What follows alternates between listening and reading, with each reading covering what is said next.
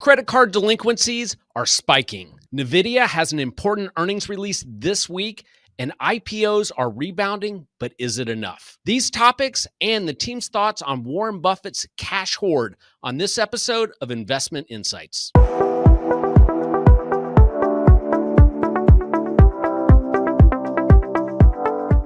Thanks for tuning in to this episode of Investment Insights from Opal Capital. My name is Jay Coulter. Joining me as always, Austin Graff, Adam Mueller. Let's jump right in. Gentlemen, credit card delinquencies are on the rise, as are delinquencies in multifamily housing. Check out these charts from Bloomberg and Game of Trades. Austin, any thoughts on what the implications are for this? Yeah, we're seeing delinquencies happen in cards, but from a cards perspective, the delinquencies are far worse in the banks below the top 100 than they are in the top 100 banks, indicating this is probably more of a rural issue than a suburban issue. So we believe this indicates that probably lower income individuals are having a harder time paying their bills. And that likely lines up with some of the multifamily delinquency issues, and also lines up with some of the Fed's recent commentary about employment and trying to support the economy with potentially an adjustment in policy going forward, given that there have been some of these issues on the horizon. Adam, what are your thoughts? Look, even in the scenario that we probably all hope happens, some sort of soft landing, at this stage of the business cycle, you'd expect to see credit card delinquencies and multifamily housing delinquencies going up. The question is, does it get to a point where it creates a hit to the economy greater than just a smooth, soft landing? Is it a soft landing, but there's spikes on the floor? That's the question that we don't know. Yeah, and I'm always a broken record when it comes to this. Inflation is dramatically impacting the lower and middle class more than it is folks that have assets. And this just seems to be showing up as another data point inside of here as well. IPOs have started to rebound from 2023. I love talking about this topic with two former investment bankers from Goldman. We are still well below where we were, as this chart shows, last decade. How do we look at the IPO market today when constructing portfolios? Adam, let's start with you. Well, look, I'd say there's a lot of different factors that are going to impact the IPO market. Obviously, it's investors' willingness to invest in initial public offerings, but you've also got a dynamic where private equity-owned companies and they're a little long in the tooth with how long they've owned some of these assets. These private equity funds have a finite life, and they're probably looking for exits. And with the although we're talking about rates going back down now, but for the last couple of years, rates have spiked up, making it more complicated to finance an M&A transaction. And though the IPO market, if open, is an alternative to monetize some of these assets for these private equity firms. So it doesn't surprise me at all to see it ticking back up. I think there was a lot of excitement for the back half of 2024 in the IPO market. And then we had August happen, and the sell-off in August created some volatility, and maybe some of the potential issuers got a little weak in the knees. We're hearing that there's been a delay in filings, and if those filings don't get done here in the next week or so, they're likely going to get pushed to 2025. So I think the expectation is 2024 is kind of another slow year, but eventually all that additional money that has been kind of locked up in private companies has to come out at some point, as long as there isn't just an enormous amount of private capital that's raised and they just keep recycling the assets amongst themselves. We think in 2025 and beyond, there should be a pretty dramatic recovery in IPOs. And what are the implications then for investors? Well, one of the implications is we're seeing there are far fewer companies to invest in today than there were historically. And that creates a bit of a dynamic, especially when so many investors are focused on index investing, where you see a lot of capital flowing into a handful of companies. And this is, it's a dynamic that's driving a lot of things. I don't want to say it's driving the IPO market, but it's definitely influencing the IPO market as companies that aren't necessarily the Magnificent Seven or at the top of the market may be feeling they can't get as good of a valuation in the market today as they can get in the private market, so they stay private for longer. That keeps fewer opportunities available for a broader swath of the investing public, as the only people that do have access to these private opportunities are accredited investors that have a certain amount of wealth and income. So there's a dynamic that definitely regulators should be looking into, as it shouldn't be considered a handicap to be a public company. There has to be some benefit to tapping into the markets, as these markets are what have kind of created the great economy that we have here in the US. And look, whenever you have a theme really take hold of the market, and the companies that are already publicly traded that access that theme um, hit valuations that are very lofty, and of course, I'm talking about AI and companies like Nvidia. There are a bunch of private companies that play in that space that think this might be a great opportunity to go public at a very lofty valuation and raise a lot of capital to fund further growth of the business and to allow some of the original investors to cash out. So this is not the internet bubble. This is not 1999, 2000, but a similar dynamic where back then, if you were a company that used the internet, if you were an internet company, you wanted to go public because valuations were to the moon, and at a lower, this is a scaled down version of that. But if I was a private owner of a company that was playing in the AI space, I would be calling my bankers every night to say, when can we go public? So, Adam, as a former banker, would any of your guidance hinge on the potential outcomes from this election, particularly around potential changes in the tax code? Would it speed up the decision-making process? I mean, look, of course, you have to think through taxes. So any significant change that impacts how capital gains is taxed, how dividend income is taxed, anything that changes how we think about investments is going to have a knock-on effect on all kinds of things, including decisions on whether to go public. It may be the private owners may say, hey, this new tax code, I don't want to monetize just yet. Or it could be I'm in a race to monetize because in 2 years this new thing is going to go into effect, and if I don't get public and monetize some of my stake before then, I stand to lose some money, to the IRS, whatever it is. You have to, but I don't think you can make it. I wouldn't make any decisions today based on that because we have no idea what the change could be. And the other issue is these IPOs are generally a multi-period realization process. Seldomly do you sell 100% of the company at once. Usually they'll sell, anywhere between, 5 to 20%. They'll see how it trades, and then the rest will come out over time. And in many situations, management and the previous owners are actually locked up and prevented from selling for some time to make sure that they support the share price. So, as Adam said, we don't know what's going to happen with tax code next year.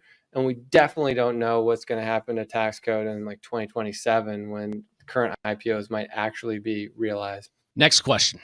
Goldman came out with a note this week reminding investors about the volatility and how concerned they were about the volatility not even 2 weeks ago, and how quickly that confidence in the market has come back and their concerns about it. Adam, what are your thoughts? Yeah, it seems like the market confidence is like the weather in New England. If you don't like it, like, wait a second. It's amazing that in early August, we had the S&P went down to 3% in one day as part of a larger drawdown. It was the worst day since I think 2022 or something like that, and people were screaming, "There's a recession, batten down the hatches, sell everything," and we're 3 weeks later and we're at new highs. So I think Goldman is very right to say, hey, remember what happened 3 weeks ago. Either you think that was just a random sort of technical sell-off, or there's actually a chance that there are clouds in the horizon. It makes me think about that famous Buffett quote, right? Like, be fearful when everyone else is being greedy, because it feels like there's a lot of greed in the air right now. And don't forget what happened 3 weeks ago. People were in a panic, and all of a sudden everything's fine. That seems unlikely. So yeah, you don't know who's swimming naked till the tide goes out. Not to keep quoting Buffett, but there's something under that water right now, and we just don't know what it is. Well, and we'll come back to what Buffett is actually doing with his own portfolio right now. Austin, what are your thoughts on the note from Goldman? I think it's interesting because one of the things that we've seen is kind of a bit of a change in composition. Up until kind of early August, it did seem like there were 5 or 6 names that were really driving the market. where there are one or two themes that are really driving the market. And then as we've seen, some of the economic data, not necessarily as supportive of, whatever your flavor of Fed tightening or loosening would be, we've seen some rockiness or some instability in economic data, which has led people to reconsider what's going on in the market. And it's actually raising the bottom of the market while the top of the market is kind of staying still. So while the market has recovered, it's recovered in a different way than it was performing in the first half of the year, which I think is something that people should really take notice of, instead of just saying like, hey, the broad S&P is back to where it was before it sold off. There are a lot of names that are still below where they were at that time, and then a lot of names that have performed really well, partially because people are expecting this easing cycle from the Fed to be a tailwind for a new kind of set of companies. Speaking of companies that have done well, we can't do a podcast, it seems, without talking about Nvidia. Tonight, after the bell, they're going to announce their earnings. The interest in Nvidia's quarterly earnings has reached such a fevered pitch. There are watch parties in New York City's at bars tonight. Since the launch of ChatGPT several years ago, if you look at this chart on the screen from Bloomberg, their weight in the S&P 500 index has increased 5 times. And there are real implications for this for people building diversified portfolios. Adam, how should investors look at this now for their diversified portfolios? Look, I've tried to use ChatGPT, and every time I ask it a question, it says that's inappropriate. But like, no company's earnings announcement should be treated like the Game of Thrones finale. If you're having a watch party for an earnings announcement for a company, you should just immediately go all cash and never invest in the stock market again. You don't know what you're doing. It will end badly. I think what's really interesting to me about the whole Nvidia situation right now is that when you actually look at the company's numbers, it's not like an internet bubble type valuation. The valuation seems very reasonable. The real question is regardless of whether it misses or beats consensus estimates, what do people really think it's going to do? And it's just become a trading stock. And if you've owned it for a while, I'd say just own it and don't pay attention to it and let it do its thing. If you're trading earnings, good luck, because it could beat consensus and be down 20% tomorrow. It could miss consensus and be up 20%. You're just gambling at this point if you're just playing earnings. Austin, what do you think from a portfolio construction standpoint, the impact of having Nvidia increase its size inside the S&P 500 so dramatically? Yeah, so I think Warren Buffett is pretty famous for telling people to go all into S&P 500 index. And in reality, if you're buying the S&P 500 right now, you don't really own that diversified of a portfolio. Your top 3 companies represent 20% of the market cap in the S&P 500. The top 7 represent about 30%. And so that's a big problem for a lot of people who feel like they're diversified because they own the S&P 500. In reality, investors should be looking for other opportunities, and you can find a lot of active and non-active ETFs that own names outside of those top 7 that allow you to diversify your portfolio beyond a handful of companies.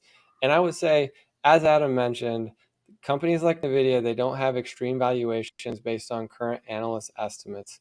The issue is if the analysts are wrong at these prices, it can be very painful as those top companies move more in line with the rest of the market. I'm not saying that they will be wrong. Well, actually, I am saying that they will be wrong at some point.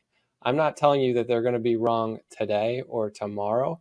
I'm just saying that investors should protect themselves if they're looking for diversification by owning something beyond the S&P 500 today, because it's not safe to have 30% of your assets in 7 companies that all have very similar business drivers and elevated valuations. Our last topic for this podcast, we're bringing it back to Warren Buffett. Berkshire Hathaway hit $1 trillion market cap this week. Warren owns $277 billion in cash inside of Berkshire Hathaway. And recent sales inside the portfolio really are eye-opening. Adam, what's your take? Well, listen, he's been pretty outspoken that having a cash hoard at this point and investing it in short-term U.S. Treasury bills, which you're still getting close to 5% on. I don't know. I'd put $280 billion in a 5% T-bill and let it roll. I think I'd be quite content with that.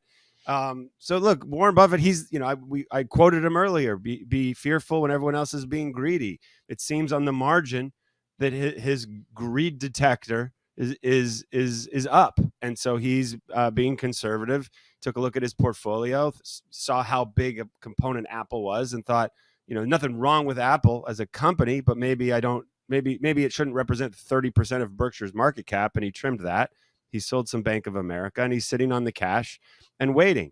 And remember how much money he made for Berkshire in the global financial crisis when he had the capital to bail out Goldman and Bank of America and GE with all these very favorable securities that were designed just for him. So he's in a position where if something happens, he can do that again. He's a smart, opportunistic investor.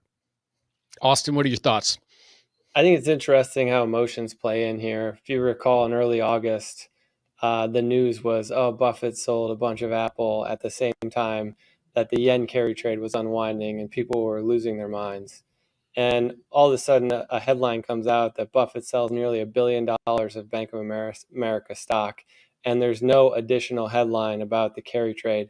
And people just think it's no big deal. I think in reality, Buffett's looking at the market and saying he sees a slowdown coming. He's reducing his exposure to equities and preparing for an opportunity to buy at lower prices as he's lightening up on many of these companies that he's held for over a decade. And obviously he doesn't need more cash right now, but more cash could be helpful to the extent there's a sell-off in the market. Just to tie in this idea of what Buffett's might be doing with this Goldman, the Goldman article about, hey, don't forget the sell-off in early August. It feels like the market right now feels like an Australian Olympic breakdancer. Like, I can see what it's doing, but I'm like, why is it doing that? We're going to close on that one. Thank you, gentlemen. To learn more about Opal Capital, visit opalinvest.com. And now, the Investment Insights podcast can be found on Spotify and iTunes. Thank you, gentlemen. The viewer of this content should not assume that any information presented or made available on or through this media channel is receipt of or substitute for personalized investment advice. Opal Capital LLC is an SEC-registered investment advisor. Registration with the SEC does not imply a certain level of skill or expertise. Opal provides its services exclusively to registered investment advisors, either through a sub-advisor relationship or a model provider consulting arrangement. For a copy of Opal's disclosure documents, please visit advisorinfo.sec.gov and follow the search instructions. Visit opalinvest.com or opaldividendsdigest.com to learn more.